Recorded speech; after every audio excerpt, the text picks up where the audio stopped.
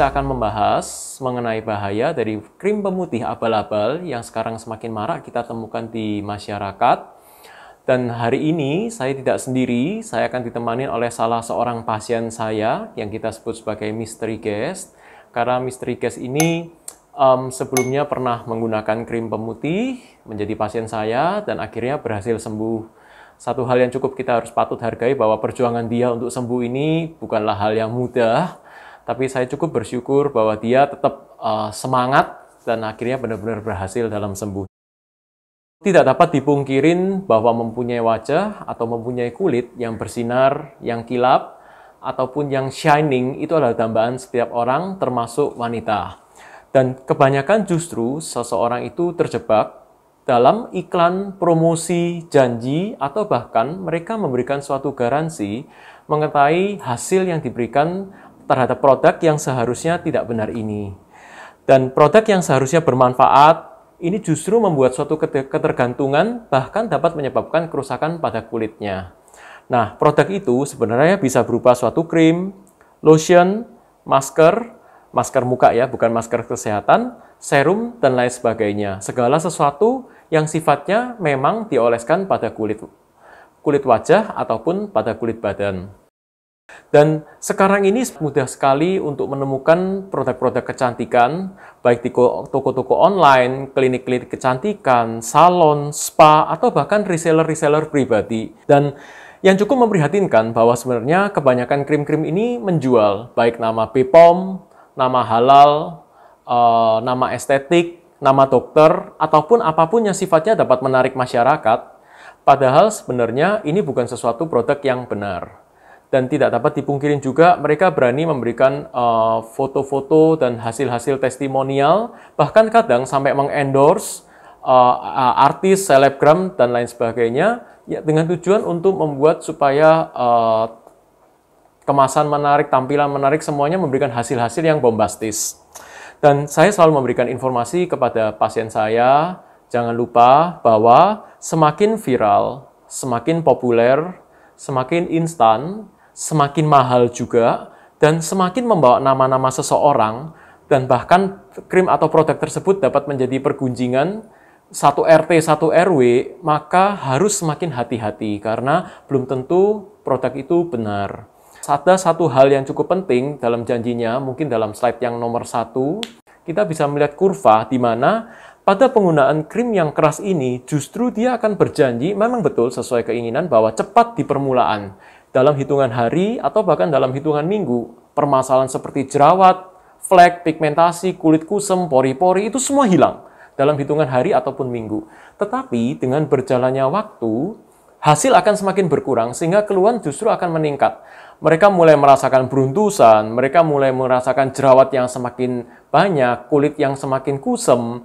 Nah, hal-hal ini justru oleh individu tersebut dikatakan bahwa ini tenang aja, ini masih purging, ini masih detox. Sehingga notabene orang yang memakai juga merasa, oh ini masih dalam batas normal. Sebenarnya kalau dari segi saya, ini sudah melihat ini sebenarnya tanda-tanda ketidakcocokan dalam memakai suatu produk. Sehingga semakin instan suatu hasilnya, semakin mudah memperoleh krimnya, bahkan bukan seorang dokter yang memberi, hanya seorang admin yang didapatkan di Instagram, toko-toko online, dan lain-lain, semakin kita harus curiga. Karena untuk memeriksa kulit seseorang itu tidak mudah. Untuk melihat kulit seseorang, kita sebagai dokter harus melihat secara langsung, bahkan kita harus memegang ataupun melakukan pemeriksaan fisik secara langsung sebelum pada akhirnya kita meresepkan ataupun memberikan produknya. Ketika menggunakan krim-krim yang seperti itu, lambat laut memang kita ketahuin kulitnya akan putih.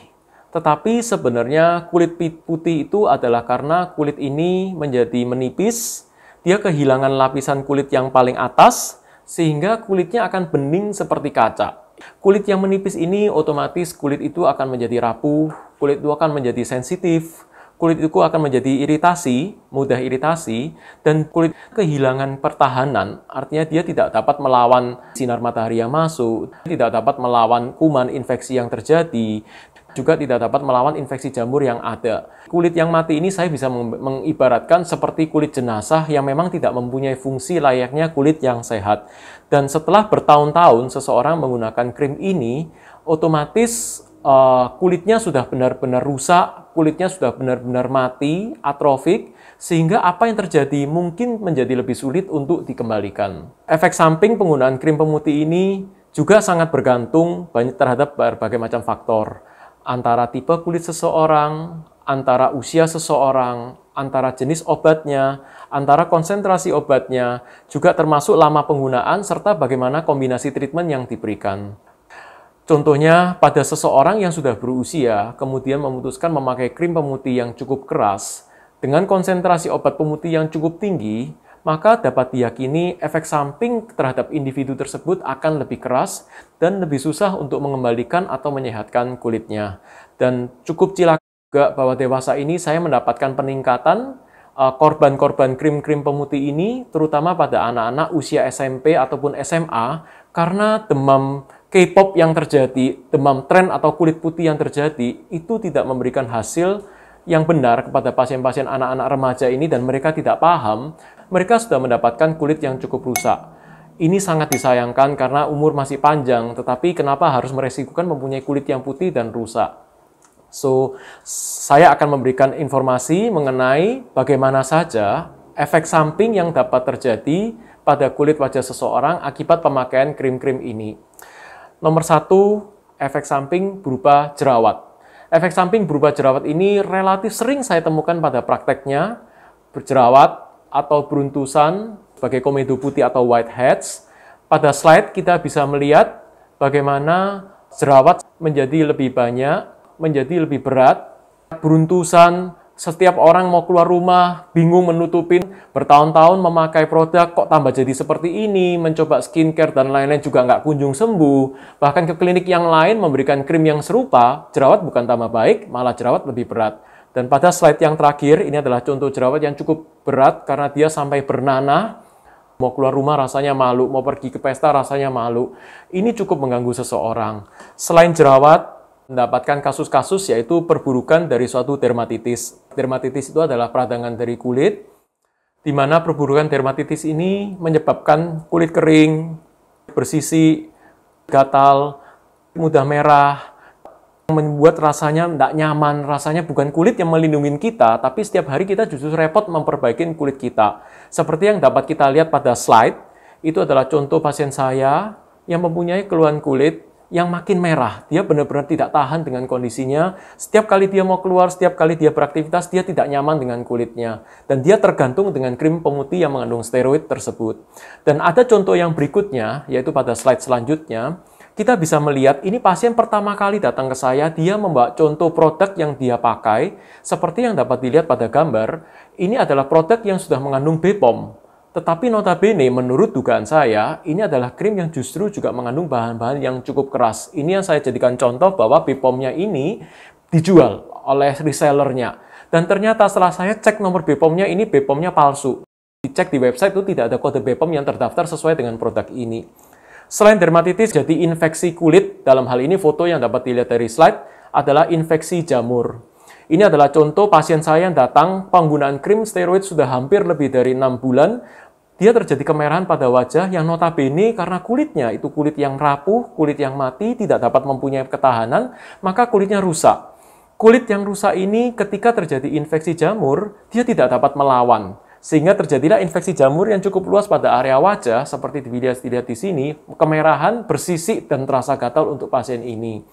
Kemudian contoh yang lain juga, ini juga cukup sering terjadi. Pada slide selanjutnya kita bisa melihat yaitu pembuluh darah pada wajah yang semakin merah, semakin banyak, semakin menjari. Saya memberikan contoh kepada pasien saya seperti cacing pada permukaan kulitnya yang banyak. Sering disalahartikan kepada pasien, dokter ini kulit saya menipis. Sebenarnya bukan hanya menipis, tetapi muncul pembuluh darah yang baru. Sehingga individu yang mempunyai keluhan seperti ini, kebanyakan akan merasakan, aduh dok, kulit saya kalau udah kena matahari sedikit merah. Kalau udah berkeringat sedikit, semakin merah.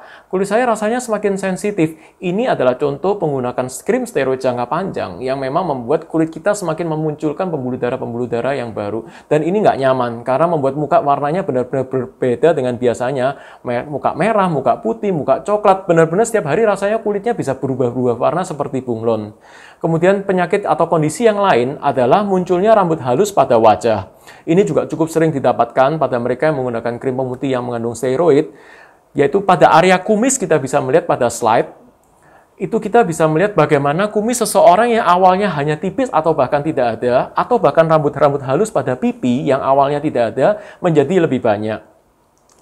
Contoh yang lebih berat setelah penggunaan sekian lama adalah pada pigmentasi. Kita bisa melihat pada pasien betapa berat pigmentasi yang terjadi, dan ini pigmentasi sangat bergantung juga pada durasi penggunaan krim pemutihnya.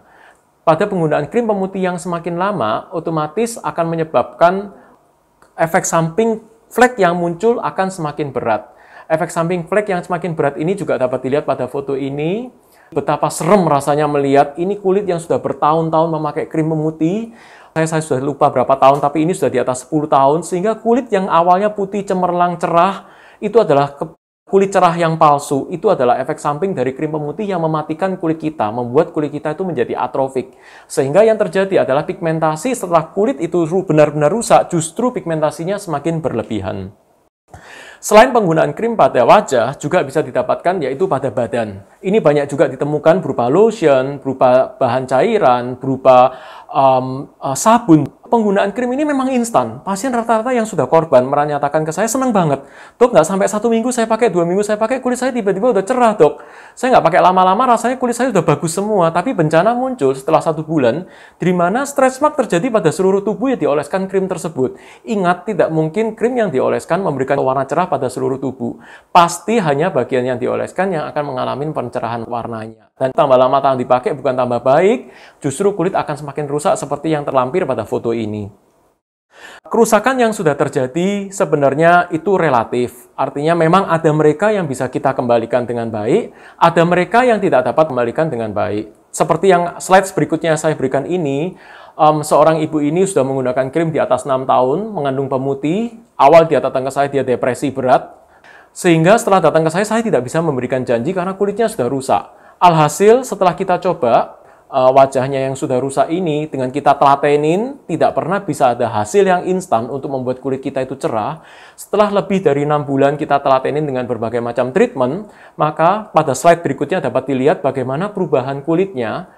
Kulitnya sudah lebih baik, sudah lebih pede, lebih percaya diri ketika keluar rumah, lebih bisa beraktivitas seperti biasa. Ini adalah hal yang cukup mengembirakan baik untuk pasien ataupun untuk saya. Tanpa memperlama lagi waktu, kita akan mengundang pasien saya hari ini yang sudah berbaik hati. Kita panggil Miss F yang akan menemani saya live pada hari ini.